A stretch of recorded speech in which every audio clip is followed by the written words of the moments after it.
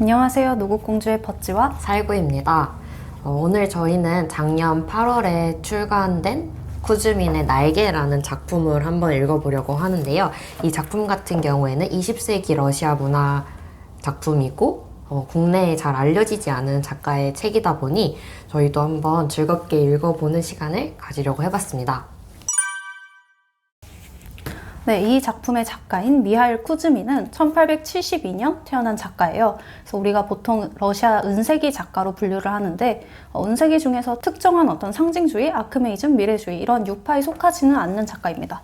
이 날개라는 작품은 1908년 상징주의 잡지인 선칭자리라는 잡지에 이 당시 편집자였던 브류소프가 너무 이 작품을 마음에 들어해서 완전히 통째로 실렸습니다. 또 의의가 있는 거는 이 작품이 러시아에서 최초로 창작된 러시아 게이 소설이라는 점이에요. 그래서 아마 우리나라 국내에서도 처음으로 러시아 퀴어 문학이 번역됐다라고 보시면 될 것 같습니다. 네, 그래서 이 작품의 줄거리를 간략하게 소개를 드리자면 부모님을 잃은 바냐라는 소년이 상트페테르부르크에 있는 친척집에 머물다가 이제 영국인 신사 라리온 스트루프라는 사람을 만나서 새로운 어떤 가치관을 배우게 되고 그런 혼란을 겪으면서 성장하게 되는 얘기예요. 그래서 배경이 상트페테르부르크에서 볼가강 유역에 있는 바실수르스크 그리고 나중에 이탈리아까지 다니면서 우리가 이 바냐의 성장을 엿볼 수가 있는 작품입니다. 일단 이 작품의 의의라고 한다면은 아까 말씀드린 대로 우리 국내 최초로 출간된 러시아 퀴어 문학이라는 점에서 퀴어 문학의 고전이라는 점에서 굉장히 읽는 것만으로도 큰 의의가 있을 것 같고요. 두 번째로는 우리나라에 사실 러시아 은세기 문학 자체도 번역이 많이 안 되어 있어요. 그런데 그 중에서도 가장 영향력이 컸던 잡지의 한 호 자체를 차지했던 모더니즘 소설이 번역된 것도 큰 의의가 있을 것 같습니다. 네, 그럼 저희의 솔직한 감상평 살구 먼저 들어볼게요. 일단은 저 같은 경우에는 쿠즈민이라는 작가도 초면이었고요. 그 다음에 이 작품에서 인용되거나 하는 것들이 굉장히 많아요. 언급되거나. 근데 그런 것들이 다 캐릭터나 사건을 위한 빌드업이라고 느껴지는데 이거를 잘 모르겠다라는 생각이 되게 많이 들었어요. 그래서 러시아 사회의 교양을 좀 잘 안다면 이 책을 더 잘 읽을 수 있지 않았을까라는 생각이 드는 책이었습니다. 저는 일단 흥미로운데 재미는 조금 덜했다 정도가 될 것 같아요. 일단 그 당시 게이 소설이 어떻게 쓰여졌을까 이것만으로도 굉장히 큰 흥미를 끌었고 이 작품이 되게 밀도가 있어요. 굉장히 인용도 많이 하고 기저 텍스트로 삼는 작품들도 너무 많아서 이것들을 하나하나 생각하는 재미는 있었지만 좀 오락으로서 소설을 즐기기에는 조금 뻑뻑했던 감이 있었습니다. 하나씩 좀 더 자세히 이야기를 해볼까요? 네.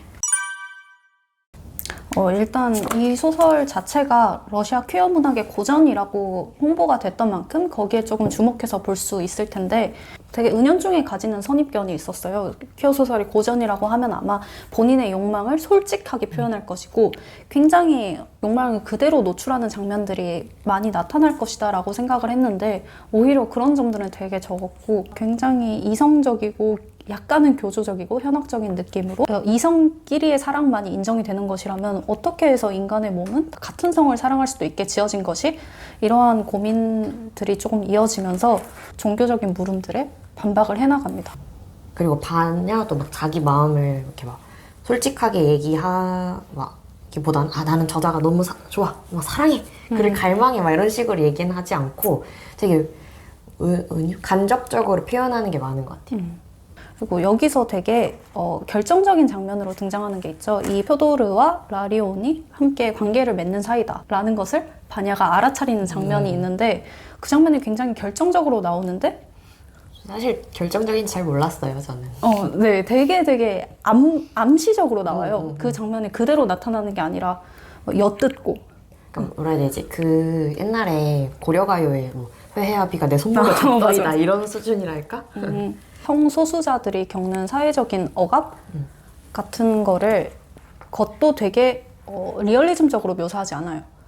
되게 양배추 스프, 양배추 냄새 이런 시적인 표현으로 묘사가 되는데 그래서 그게 처음에는 쿠즈민이 왜 그랬을까 이런 거를 되게 고민을 많이 하게 했던 소설 같아요. 이게 전반적으로 다 굉장히 이런 식으로 암시적으로 상징적으로 나오다 보니까 옴기니가 언급을 하기도 했지만 이 당시 이 소설이 출간되던 당시에 페테르부르크의 지식인 계층한테 굉장히 열렬한 환호를 받았는데 이게 만약에 그렇게까지 솔직하게 쓸 수 있었으면 그래야 수용이 됐을 것 같아요. 당시 독자들은 이런 책이 뭐 쓰여졌을 수도 있지만 공개가 안 되었던 시점에서 이런 작품을 딱 봤으면 이게 그냥 양지로 끌어 나온 것만으로도 이슈가 충분히 됐을 것 같거든요. 맞아요.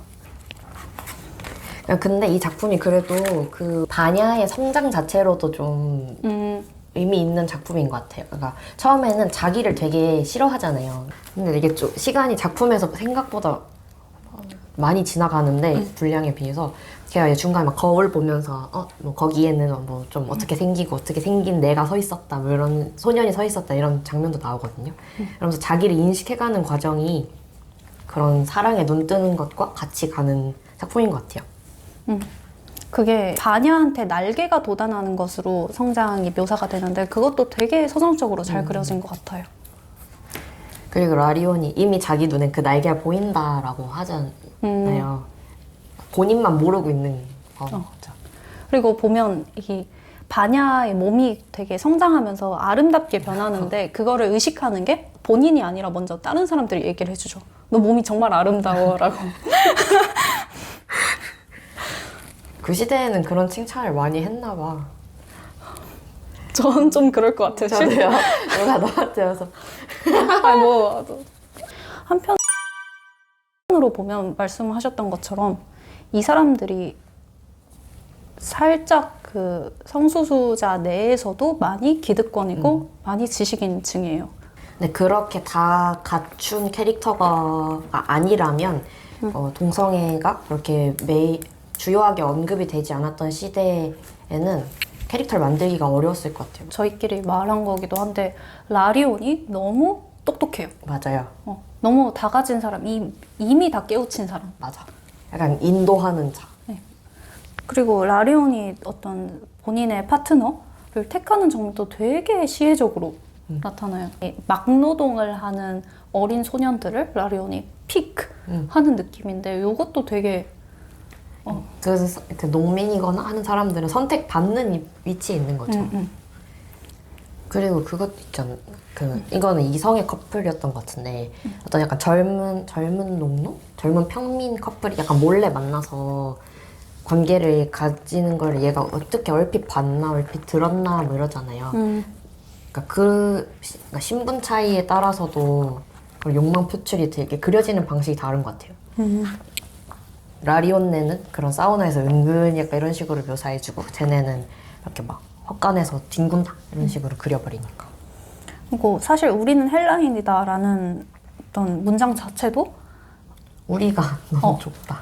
남성 성소수자 중에서도 굉장히 인텔리. 엄청난 인텔리죠. 뭐 트리스탄과 이졸데를 보고 정말 이거는 역사상 가장 뛰어난 오페라다라고 말할 수 있을 정도의 학식과 경험을 갖춘 사람. 상징주의의 굉장히 대표적 작가였던 기피우스가 이 작품을 두고 너무 경향적이다라고 비판을 했다 하는데 경향적인 느낌이 좀 들긴 들어요. 근데 그게 기피우스가 지적한 것만큼 외설적인 경향성은 아니지만 되게 우리는 우리의 몸을 복권해야 돼에 대한 어떤 설명이 문학적으로 막 소설에 녹아들어서 설명이 됐다기보다는 설교조로. 맞아요. 그 구호가 전면에 나오니까요.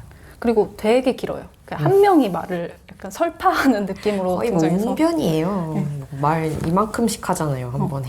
그래서 이거 안 좋아하시는 분들이나 관심 없으신 분들은 좀 고단할 수 있겠다. 맞아요.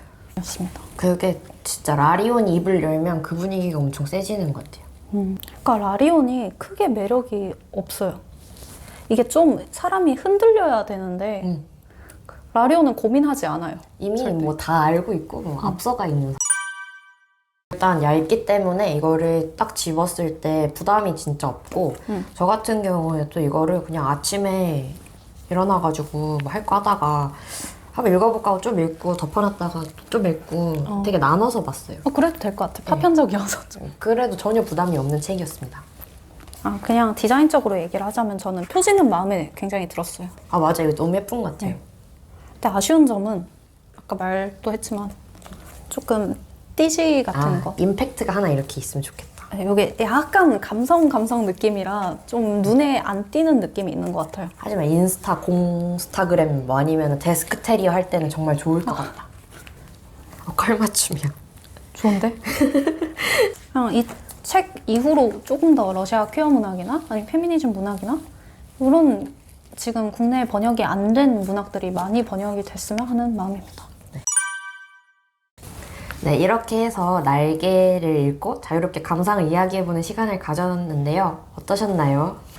네, 이 책이 8월 달에 종이책으로 출간이 됐고 지금 찾아보니까 이북으로도 출간이 됐어요. 편하게 읽을 수 있으실 것 같습니다. 그럼 저희는 다음 영상을 준비해서 돌아오도록 하겠습니다. 다음 영상에서 만나요. 감사합니다.